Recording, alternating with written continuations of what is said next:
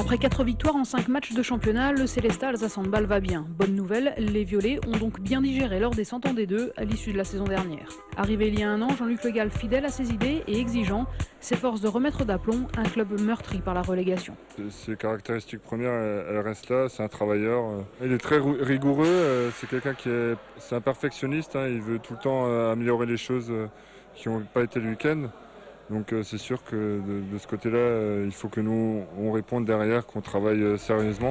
Regarder Jean-Luc Le Gall au milieu de ses joueurs, c'est regarder une chanson de geste. Le coach vit sa séance, en contact permanent avec son groupe, au cœur de l'action, comme pour mieux sentir ses joueurs. J'ai besoin par ce que je leur dis et puis par le rapprochement, je veux dire, physique, qu'ils sentent que je suis là et moi j'ai besoin de les sentir aussi. Donc effectivement je suis assez proche d'eux dans ce sens-là.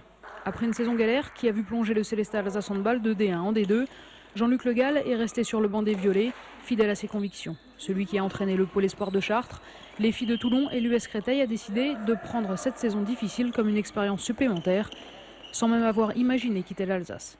Partir, non, ça ne m'a pas effleuré l'esprit. Je savais qu'ici, il y a vraiment quelque chose à faire dans le sens où là, il y a toute une équipe de dirigeants qui se dépouille. Il y a un public qui est exceptionnel, il y a des conditions de travail qui sont très bonnes. Le club de Sélestat, ça fait qu'un an que j'y suis, mais quelque part, je veux dire, je veux que ça soit le mien. Je veux quelque part me faire accepter. Maintenant, il y a un groupe moi je trouve, qui est très sain. Et j'ai toujours dit, c'est pas un groupe toujours hyper talentueux individuellement, mais il y a une grosse capacité de travail. Artisan côté terrain d'un renouveau amorcé depuis un an à Sélestat, Jean-Luc Le Gall se positionne en bâtisseur. Si le club attend sa nouvelle salle et renouvelle son équipe dirigeante, le coach s'attache lui à insuffler un renouveau sur le terrain, notamment en utilisant davantage de jeunes formés au club. Un chantier qu'il veut mener en symbiose avec l'esprit du club. Ça va au-delà du métier, quoi. C'est pas qu'un métier, c'est une aventure que je vis avec les gens d'ici. Et pour l'instant, même si l'année dernière ça a été très compliqué, je dirais que là, depuis le début de la saison, c'est pas toujours facile, mais ça vaut le coup d'être vécu parce qu'il y a une expérience humaine derrière qui est vraiment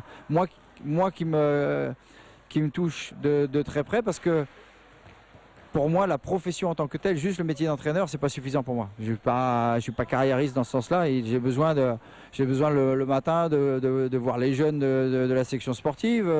J'ai besoin, avant qu'on s'entraîne, de voir le mini handball. J'ai besoin de connaître les dirigeants. J'ai besoin dans leurs yeux, quand ils me voient, ils se disent bah oui, tiens, c'est pas qu'un entraîneur, c'est aussi Jean-Luc Le Gall. C'est un homme aussi derrière l'entraîneur. C'est pas qu'une fonction. À force de conviction, Jean-Luc Le Gall enchaîne les succès cette saison avec son équipe. Mais l'éternel perfectionniste craint que son groupe ne soit le leader trop tôt dans ce championnat. Affaire à suivre.